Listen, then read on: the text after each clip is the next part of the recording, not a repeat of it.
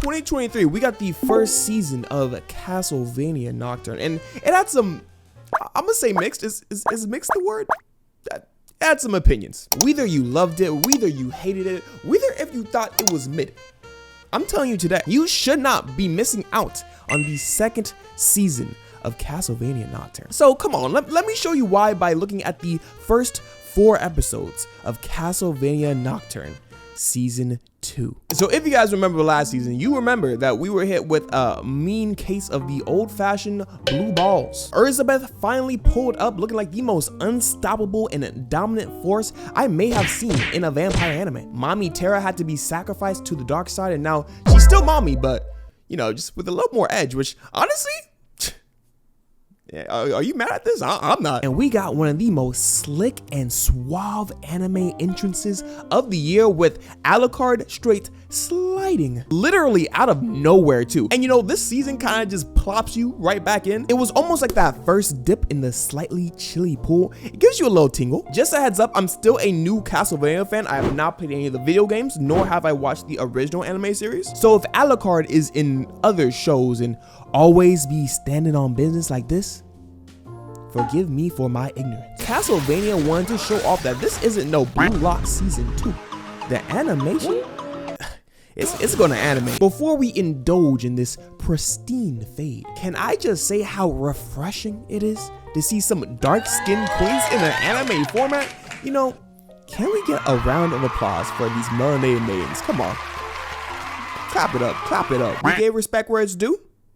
Let's proceed to run that fade. First thing Alucard said, y'all can dip or y'all can die. He's a simple man, he's straight to the point. And these women do not play, so they answer with daggers, no words. But I had no clue Alucard was this shifty with it. He hit these girls with the swiftness. Moves so fast that Cloak is still standing up. I don't know who this dude Alucard think he is, because he really fighting these women with one arm behind his back? After only being 4 episodes deep, I've learned that Castlevania Nocturne may have reinvented the art that is ore farming. He walks in this temple like he owns a place, tries to get a drink of that Chardonnay, but figures out that bottle boof, only to get jumped by 2 shotties with a full Egyptian fit. You know they mean business. And if that wasn't enough, they're also like 6'2". You know, if that part didn't sell you. Proceed with this first class swordplay. Alucard gonna give Zora a run for his money, cause how he got 2 blades on him and he don't even got a deep throat the 3rd sword. His sword really be flying around like some drone camera. But just when you think swords is all he got in his bag, it's Dracula backwards for a reason, Brody. He doing Batman better than Bruce Wayne. Then we might possibly get the nastiest conclusion to a fight this season. Alucard was able to sneak homegirl, so Bessie was trying to get her get back, only for Alucard to so elegantly slice this chick's arms off with precision. The momentum of her blade could not be stopped, and this is what I'm talking about, y'all. This is ore farming in ways we have never seen before. And Shari was looking mad confused, like, what just happened? But it don't matter, sweetheart, because Alucard had to hit you with that no-look slice through the back. It's all right.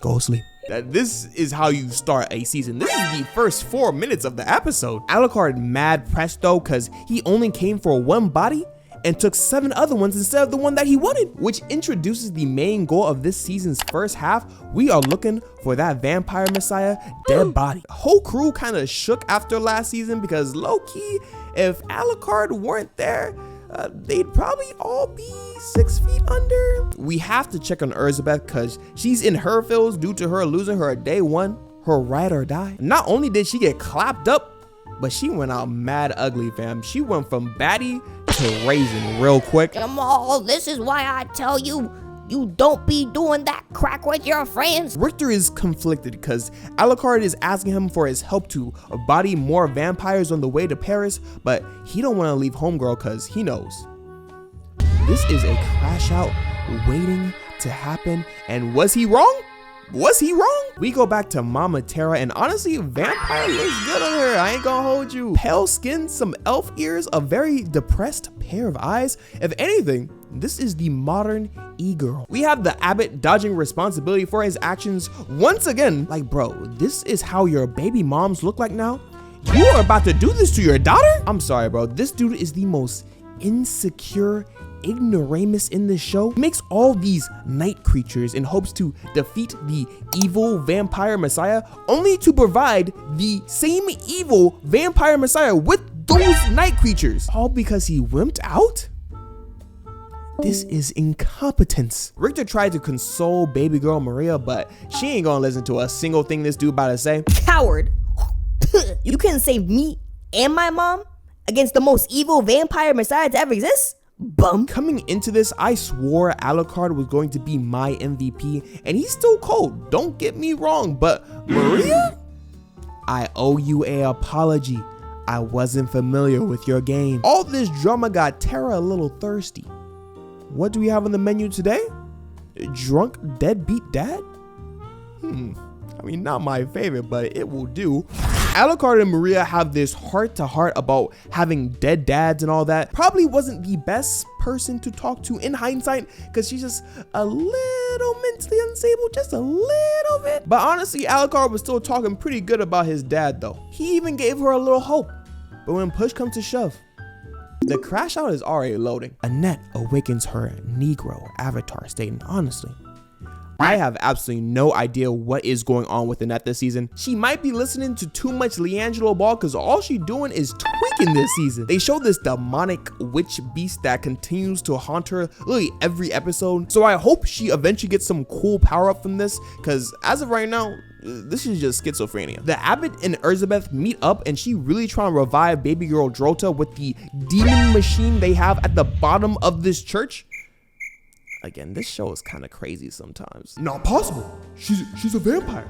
She's got no soul. Are you being racist? Are you saying that I don't have a soul either? No. That's not what I meant. That's not what I meant. Nah, cause I think you think vampires don't have souls. Vampire Messiah, no, I don't mean it like that. If you don't slide her wrinkly body in that demon machine, you going in there next, buddy. So slide her in he does to pop out yet another fire Drolta design. How does she do it? She was so bad the Abbot started shedding tears. We start each episode off with an Egyptian backstory, and yes, if you're wondering, Drolta was bad even before she turned into a vampire. Give it up. Apparently, the reason Drolta and the Egyptian clan are vampires are because of two reasons. One, they got stuck in this raid and got absolutely massacred, and two, Drolta is an absolute G. There was this vampire trying to get some leftovers after the battle, and Drolta was like, I'm coming for that neck. Again, it don't matter if she's human or not, Drolta really is about these hands. She was able to push homeboy all the way back into this sword statue. This is a sign.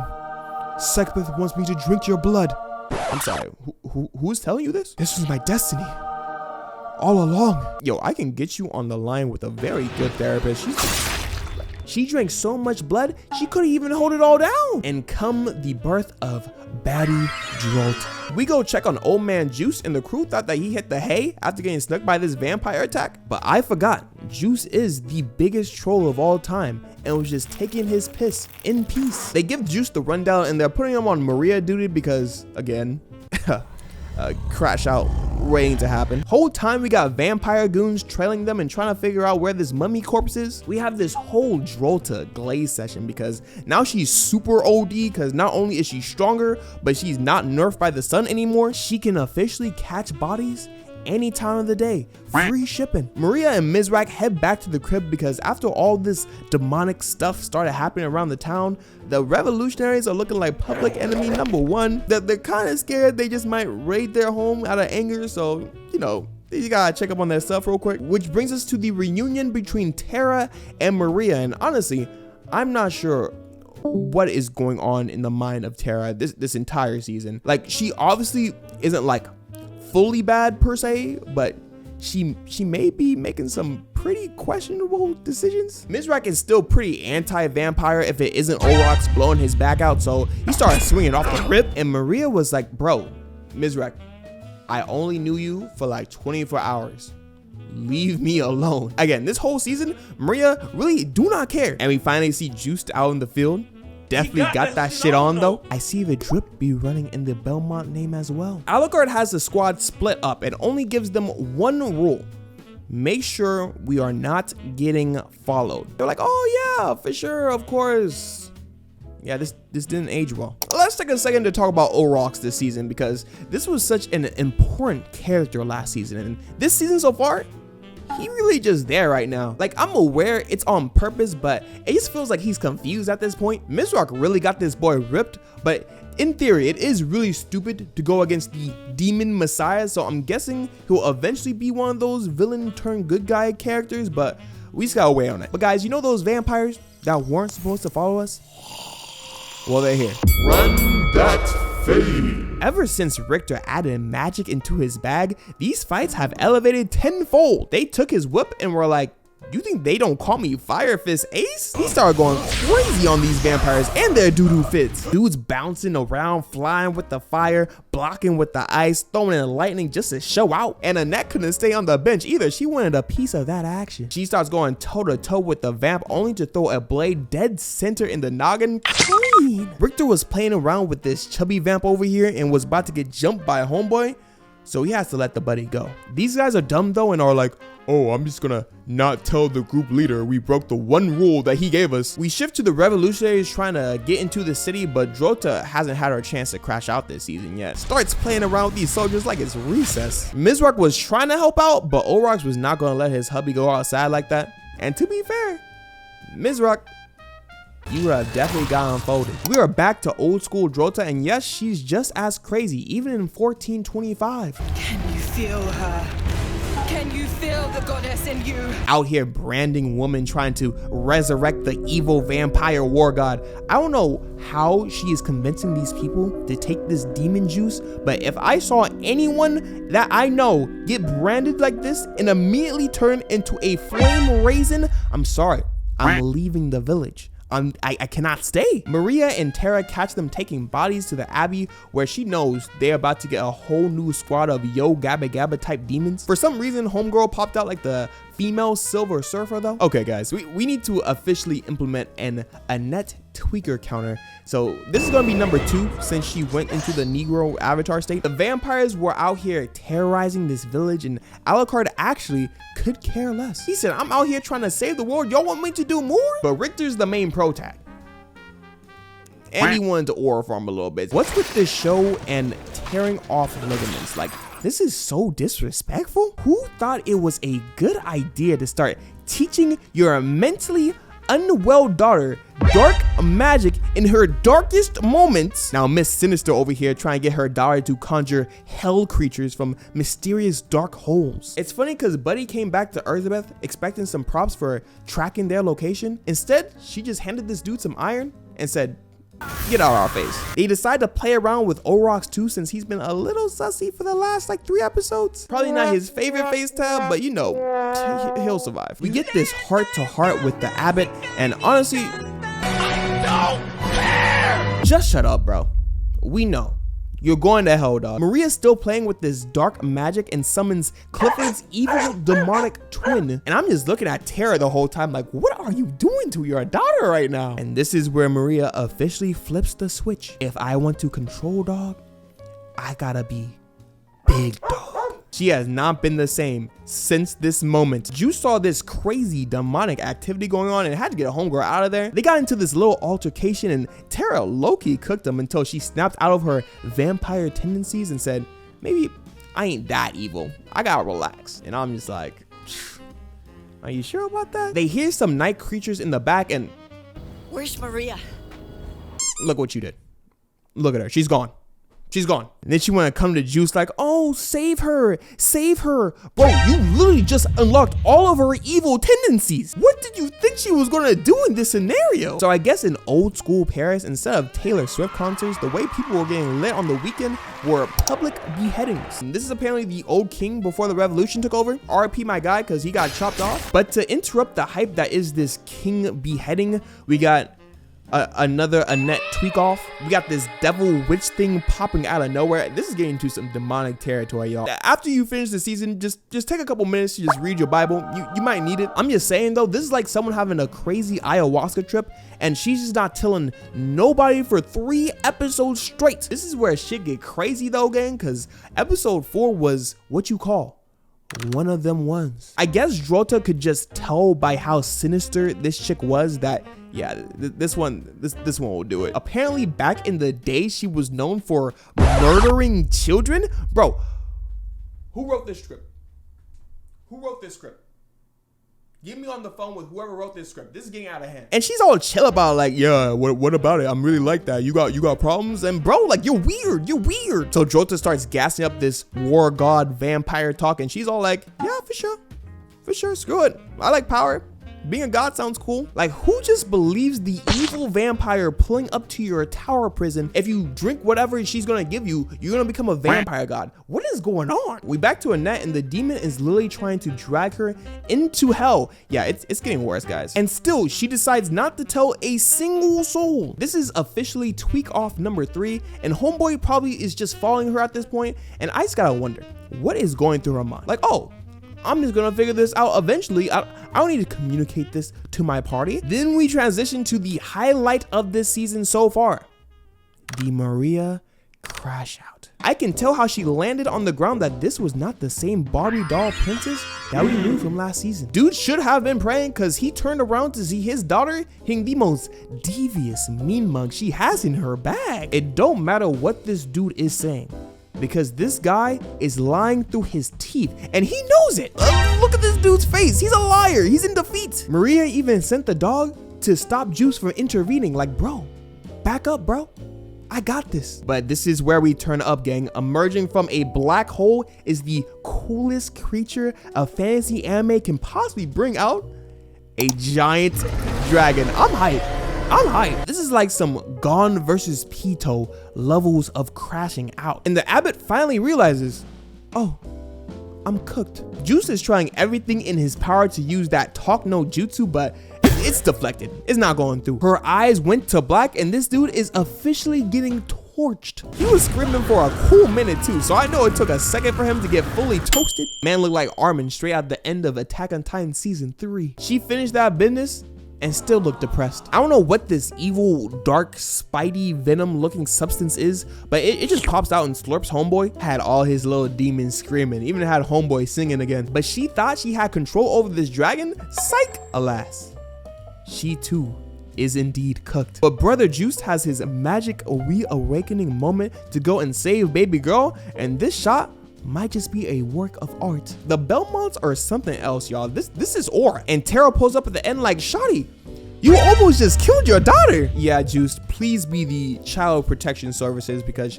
she is no longer qualified to be anywhere near her vicinity. But she gave that little smirk at the dead corpse, so I was like, yeah, she is wanting her get back. I don't know why Mizrak is back. Like, bro, weren't you supposed to be helping to protect her the whole time? Mizrak was asking if the Abu at least went out like a G. No, not even close. We finally make it to where the mummy is, and the goons are already on standby. Annette has finally had enough though, and she was like, these demon spirits have been on my ass this entire season. I was like, thank you. And look at that. They start showing you what the mummy is. Look at that. It's working out in your favor now. This is all I wanted. But all cannot be good, because Drolta is here to get her get back. So let's proceed to run that fade. We got the Alucard Drolta 1v1 going crazy with the mid-air combat. Richter out here looking like a 1700 slave master with the whip and handling these night creatures with a 360 flip. Don't sleep on Annette though, because she's out here dodging, weaving, slicing off monsters' heads. And these Alucard and Drolta hands are absolutely elite. I had no clue Drolta got this strong just from using the demon machine. She even ate this fire blade straight to the dome. But Drolta does this quiet retreat for a second. So Alucard goes to back up the squad. Richter probably hit one of the most OD moves and froze this demon in place, only to hit him with the meanest electro drop kick to ever exist. Whole time Drolta was just looking for an opening to swipe the mummy. Alucard was trying to catch her, but she hit Alucard with the get off me, little boy, and proceeds to hit the dash. And now is not the time for Annette to be having another schizo attack though, because she's starting to go off the deep end, and at this point all hope is lost. Overall, I'm liking it so far. Do character decisions and plot lines feel a little dumb sometimes? Yeah, a little bit, but it's fun. The animation is better than last season too, so we'll see how the last 4 episodes kind of stand up. What were you guys' thoughts on the first 4 episodes of Castlevania Nocturne season 2? If you guys want me to cover the last 4 episodes, make sure to leave a like to show that you're supporting the video. I hope God blesses your day, and these were my blank thoughts.